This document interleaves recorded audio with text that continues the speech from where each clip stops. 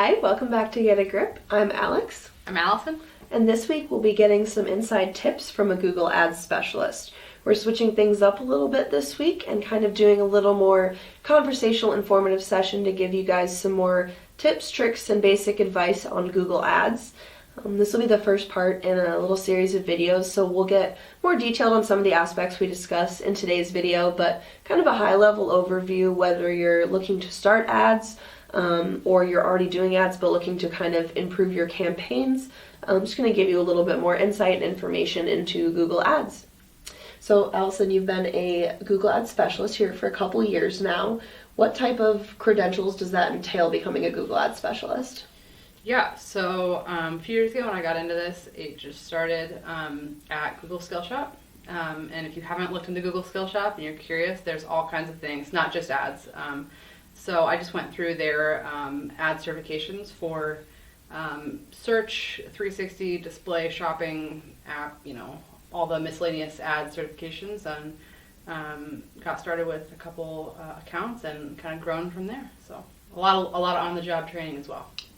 And what does that look like for you in practice, being a Google Ads specialist in the past year or two? Yeah, in 2022, I managed 27 accounts, which added up to about $455,000 in ad spend combined, and that was across 235 countries. So we got ads going a lot in a lot of places. With so much variation and, industry, location, especially across so many different countries, and just so many people with such different budgets, because I know we have a lot of clients who have just dramatically different budgets. Yep. Are there any types of primary ads that you see yourself using across all of these different types of campaigns, or clients, or is it like really specific to each? That's a good question. It usually depends on what their goals are, but without knowing really what the goal is, almost all of my accounts have at least one just standard search campaign. So that's going to include like a couple responsive search ads, a couple responsive display ads, and a call ad, and maybe a couple campaigns, broken up by goal. So traditional standard search can't go wrong there if you're just getting started. So you'd say that's kind of your, I hate to say favorite, but your kind of go-to for the type of ad, especially if you're just kind of starting out with someone? It's a bread and butter. It's the standard for a reason. So I'd say that's a great place to start. And then if you're seeing that that's not picking up, then, or if you're someone that really needs to be hands-off, smart campaigns are a great way to go. Like I said, it really depends on what your goal is. If you're looking for, building awareness, just a display campaign. If you're retail, a search campaign isn't going to do, what maybe a shopping campaign can do. So just kind of depends what you're going for.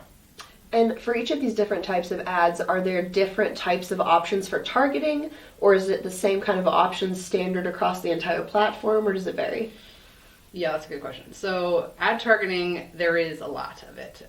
Even us consumers know, you've heard in the media a lot of, protect your data, and I know Apple just came out with the iOS 14, protecting a lot of tracking, and so for advertisers like me, there are a lot of options for specifically, there's more than 15 audience segments that you can, so for example, I can target based on demographic information. You can target based on whether or not someone is actively searching for your service. So if you're we call that in market. You can upload your existing customer. If you have contact information, you can upload that to Google Ads and tell them, find users that are similar to my customers. That's called, lookalike audiences or similar audiences. So there are lots of options.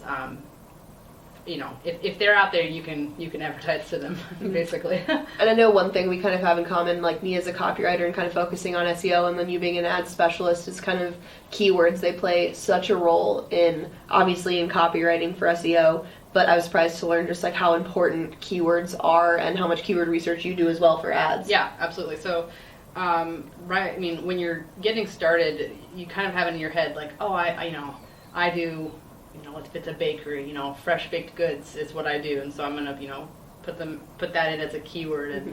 And there's a lot of, I should say, long tail keywords that I would encourage people to look at too. So if you're not how should I say this?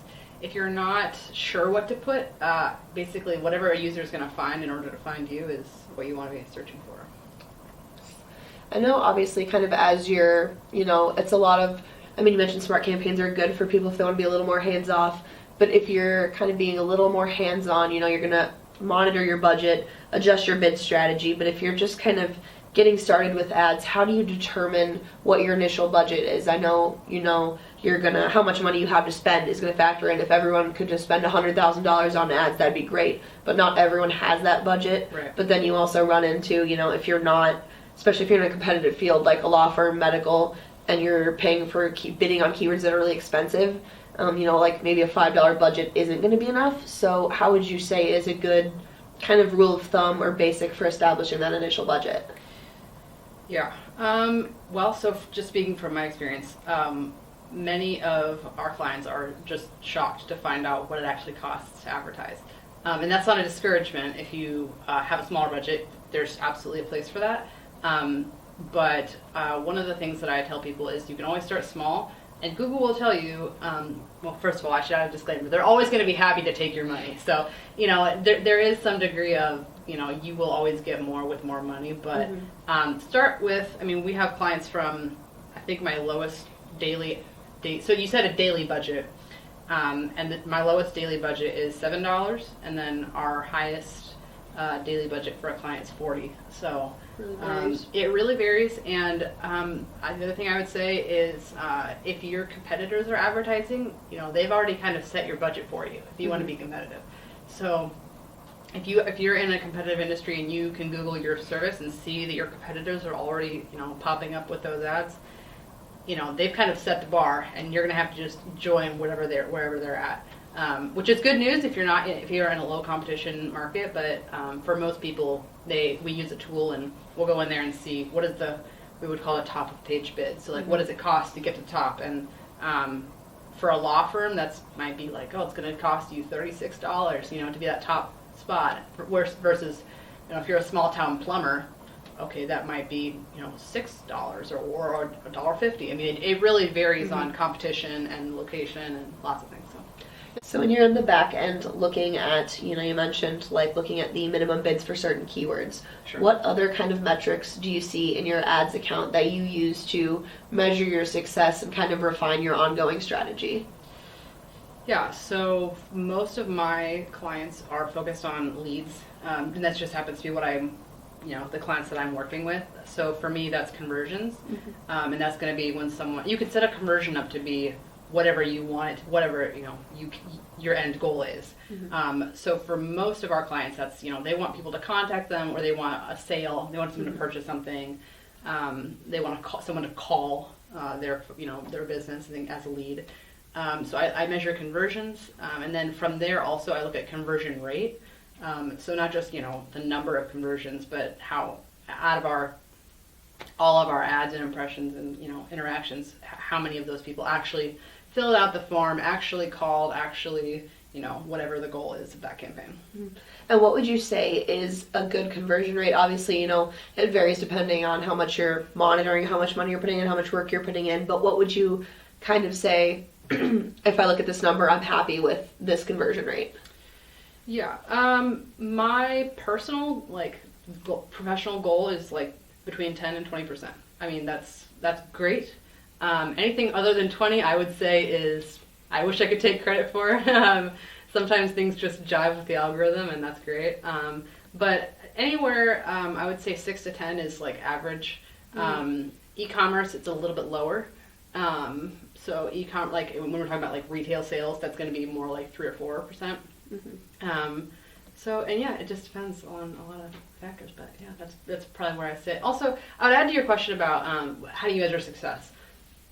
One thing I think is important is to not get so hung up on one particular metric. So for example, if you're running a display campaign, they're going to have a lot lower conversions because when you're running them, one of the big purposes really is in building impression share, building visibility. And so if you're going into your display campaign wanting conversions, you're going to be disappointed. If you go in wanting impressions, wanting to build awareness, great job. You've chosen the correct, or I guess I should say, you want to really make sure that you're picking the campaign that best supports your goal.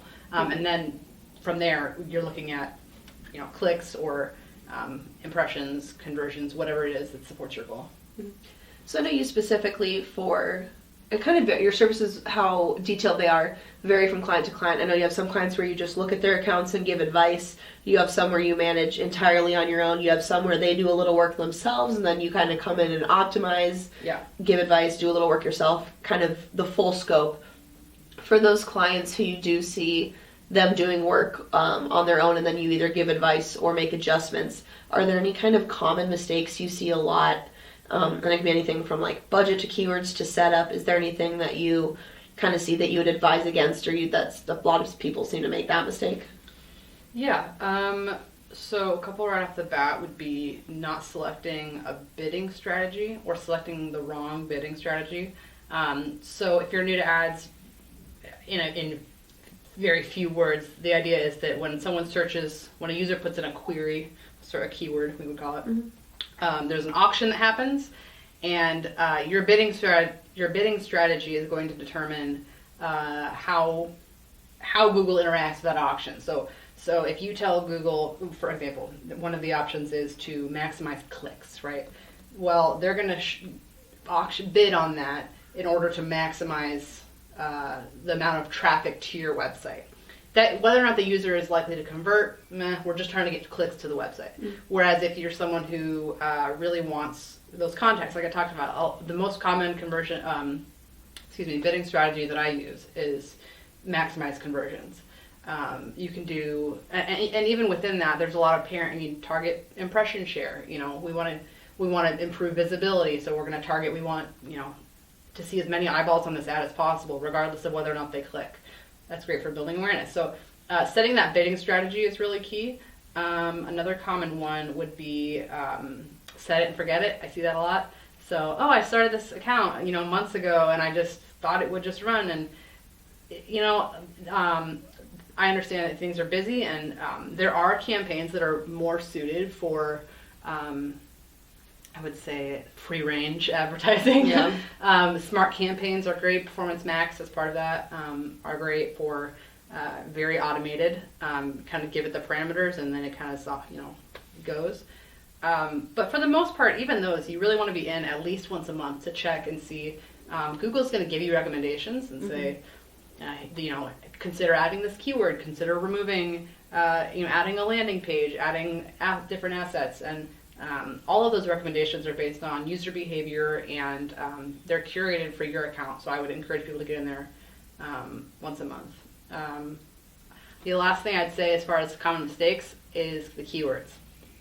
And as well as I do about this conversation about the keywords is a lot of times I see marketers get in their keywords and add things that are very, they're 10,000-foot keywords about their brand. So, fancy, you and I are not immune to this, but fancy marketing jargon about it's the premier product, whatever, and they kind of lose sight of what is the user actually going to put into their, a good example of this is, I know like senior living communities want to get away from terms like nursing home or retirement home, and they want to use life care community, which is great, great for their brand if that's, the vibe, I guess, you're going for. But what happens is they put that in there and they're like, well, I don't want my ad to show up for retirement home. Yeah. Right, because that sounds that's not part of our branding. Oh, but that's exactly what the user's putting into their search bar. And so while you don't have to put, nursing home in the ad or whatever, apply this to your own industry, you don't have to put it in your ad, but you do need to have it in your keywords because that's where the search volume is. So. Yeah.